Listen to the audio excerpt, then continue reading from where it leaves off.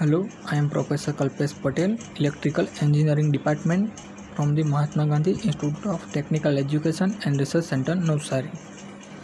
Our subject is Power Electronics of the BE 3rd year 5th sem and the subject code is 3140915. Our second chapter name is DC to DC converter switching voltage regulators. And this is the flow of contents: linear voltage regulator, concept of switching voltage regulators, operation principle of DC to DC converter like buck converter, boost converter and buck boost converter, and various control techniques of the output voltage control. In previous lecture we completed the various control techniques for the output voltage controls. And next topic is concept of CCM and DCM. CCM, that means continuous conduction mode, and discontinuous conduction mode, which is already covered with the different DC to DC converter like buck converter with continuous conduction mode and discontinuous conduction mode, boost converter with discontinuous conduction mode and discontinuous conduction mode, buck boost converter with continuous conduction mode and discontinuous conduction mode. So this topic is already covered with the different types of the DC to DC converters. So in this lecture we will conduct the closed loop control for voltage regulations. In previous lecture we studied how to control the output voltage. The equation of the output voltage is V0 equal to alpha V in. So if we assume that input voltage is constant, so to change the output voltage we have to change the alpha. Alpha is the duty ratio, which is defined as the T on time divided by total time. So if we increase the on time, we can increase the output voltage. First case, consider the duty cycle of 25%. That means out of the 100%, the 25% of the time is on time. So this is the on time. This is 25% on time and remaining 75% is off time. So from this diagram we can say that it is the 25% duty cycles. So the output voltage is the 25% of the input voltage. If we consider the input voltage is 5 volts, so the output voltage is the 25% of the input voltage is input voltage of 5 volts. So the output voltage is 1.25 volts. So if we consider the average value of this pulse, it becomes this. It is magnitude is 1.25 volts. If we increase the duty cycles from 25% to 50%, 50% indicates that on time is half and the off time is half. That means 50% is on time and 50% is off time. So the output voltage is the 50% of the input voltage, and input voltage is 5 volts. So the output voltage is 50%, that means 2.5 volts. The average voltage of output is 2.5 volts. If we further increase the duty cycles from 50% to 75%, that means the 75% is on time and 25% is off time. So if we consider the input voltage is 5 volts, so the output voltage is 75% of the input voltage. So it is the like this value, and it is the magnitude is 3.75 volts. If we increase the duty cycle from 75% to 100%, that means the off time is 0. The switch remain continuous on, so the output voltage is 100%. That means 5 volts. If the duty cycle is 0, the output voltage is 0. So by changing the duty cycle we can change the output voltage or control the output voltage. So this is known as the PWM timing diagram, and this is the average value of these pulses.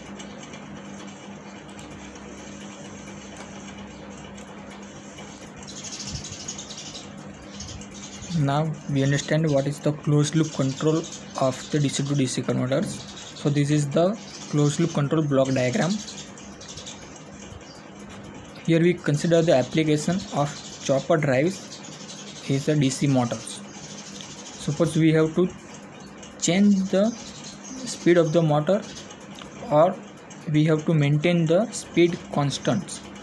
So by changing the output voltage of the chopper, we can change the speed of the desired speed of the motor. If we have to maintain the constant speed of the DC motor, we have to maintain the constant output voltage of the chopper. If there is a variation in input voltage, so there is a change in the output voltage, which will change the speed of the motor. But we have to maintain the constant speed of the DC motor. We have to maintain the constant output voltage of the chopper, irrespective of the input voltage. So this is closed loop control of the DC to DC converter, which maintain the constant output voltage by comparing two signals. First one is the output of the chopper, and one is a triangular wave. As we all know, the PWM pulses which is obtained by the triangular wave by comparing the triangular wave and one DC reference signals. Here the one DC reference signal is the output voltage. So by comparing the output voltage and triangular wave, we can generate the PWM pulses. So by changing the width of the PWM pulses, we can change the output of the chopper voltage. So this is the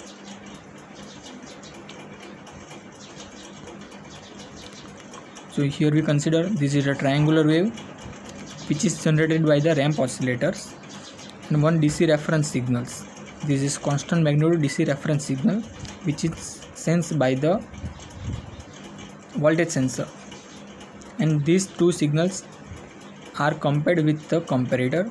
So at the output side of the comparator, we get this kind of the pulses. So by changing the reference signals, we can change the pulse width. So we can, by changing the pulse width which is given to the chopper, so here we get the controlled output voltage. So this is the basic block diagram of the closed loop control block diagram. First consider that we have to maintain the constant speed of the DC motor irrespective of the change in the input voltage. Here suppose we have to maintain constant speed of the DC motor, we have to maintain constant output voltage VO, which is the output of the chopper, equal to alpha V in.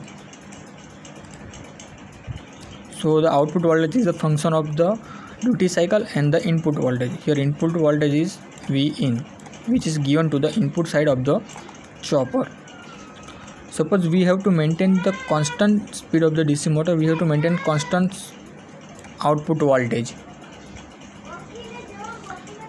Suppose input voltages vary from some minimum value to the maximum value. Suppose it is the 230 volt to 250 volt.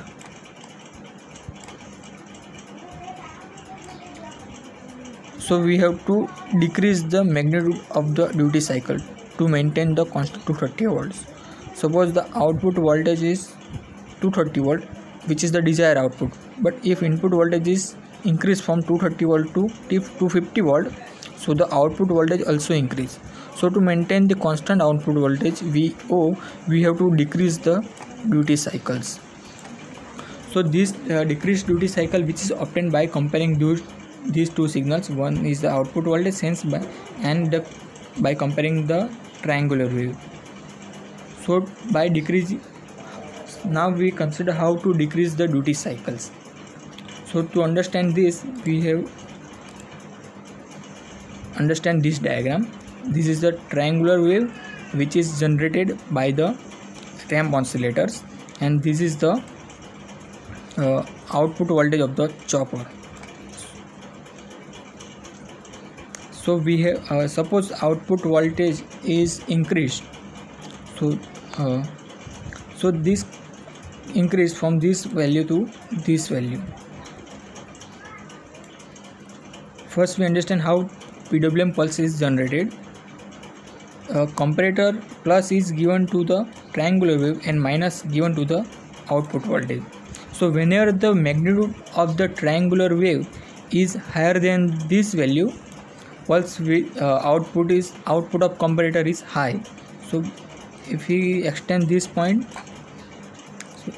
so this point, so after this point, output of the triangular wave is higher than the reference signal. So here we get the higher value on state of the comparator. As the triangular wave magnitude of triangular wave decrease from this reference value, the output is 0. Further increase the magnitude of the triangular wave, we get the higher positive pulses.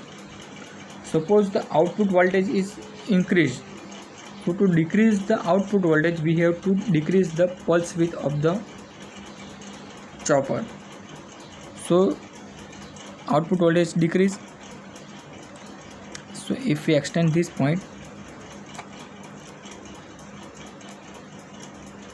so now the pulse width is this. So this will reduce the output voltage. If input voltage is increased, pulse width is decreased. So pulse width is decreased, the output voltage is decreased. In second case, if the input voltage is decreased from 230 volt to some lower value, so the output of the chopper also decrease.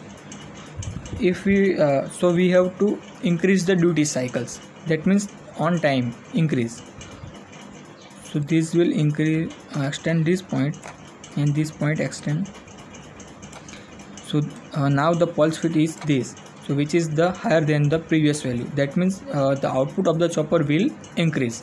So by comparing the triangular wave and one reference signals, we can maintain the constant output voltage of the chopper. So here we get at this point VO, which is the constant value irrespective of the change in the input voltage within the some range.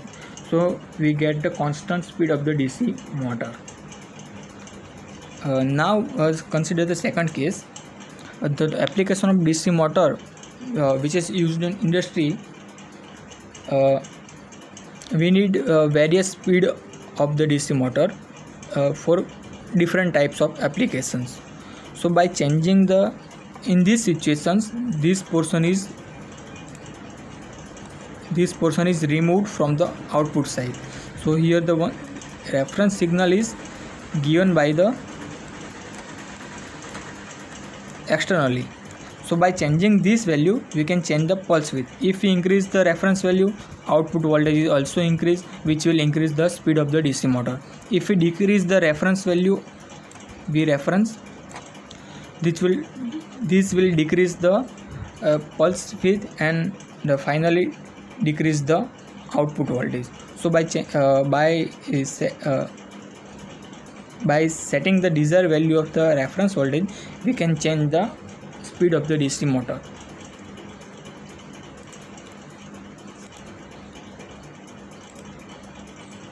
Now the GTU question. First one is give the block diagram for a closed loop speed control of a DC drives. Explain working of each blocks. So in this question you have to draw the block diagram and explain each block. First one is a chopper, in which one switch is connected in series with the input and the output. This is the triangular generator, which generates the triangular waves at higher frequency, and this is the voltage sensor, which senses the output voltage, and the output of the voltage sensor is given to the comparators, and comparator compares these two values. One is the triangular wave and one is the output voltage, and by according to the output voltage, comparator generates the PWM pulses at desired pulse width. So here we get the desired output voltage. And explain working of each blocks. this will maybe asked for in your G2 examination for the 7 marks. So we completed the closed loop control for voltage regulations. So in next lecture we will conduct the isolated converters like forward converter and flyback converters. Isolated converter, that means it isolates the two circuits, output circuit and input circuits. In previous further converter like a buck converter, boost converter, buck boost converter, which is known as the non-isolated converter, because the input and output are not electrically isolated. But in flyback converter and forward converter, which is the electrically isolated, so these two converters are known as the isolated converters. So in previous lecture we will conduct forward converter. Thank you.